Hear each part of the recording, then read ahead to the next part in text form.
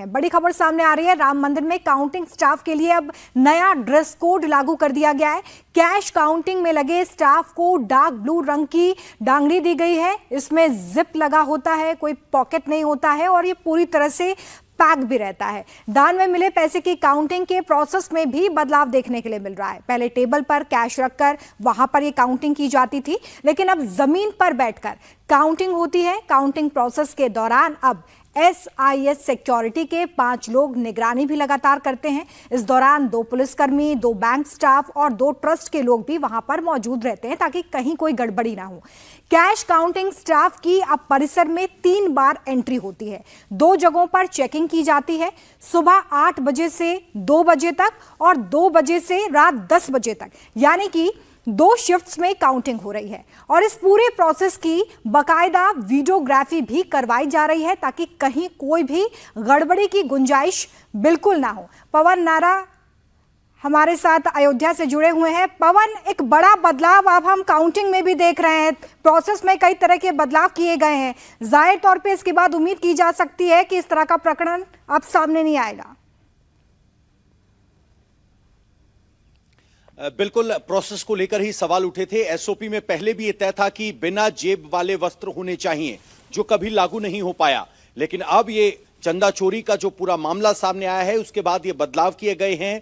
अब बाकायदा video recording करवाई जाती है, टेबल हटा दी गई है, जमीन पर बैठकर गिनती होती है। 2 पुलिस वाले जो पहले तैनात नहीं होते थे, अब पुलिस वाले भी वहां तैनात होते हैं।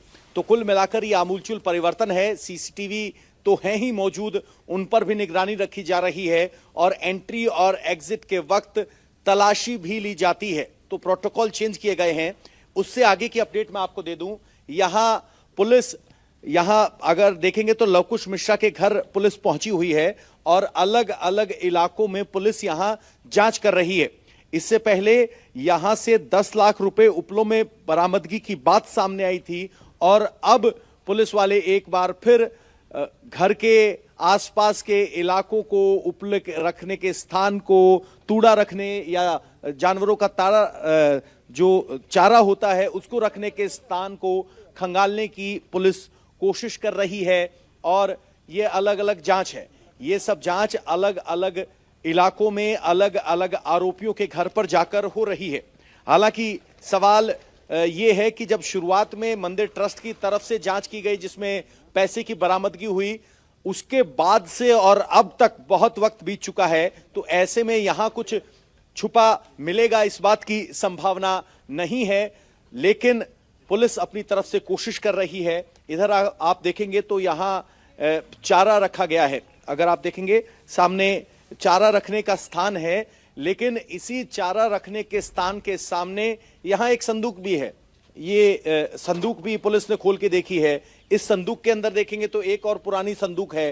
तो पुलिस अब इन सब को भी खोलकर देख रही थी और यहां इस झाड़ू का इस्तेमाल करते हुए तूड़े को भी खंगालने की कोशिश की है, इस उम्मीद में कि कहीं यहां कुछ है तो नहीं।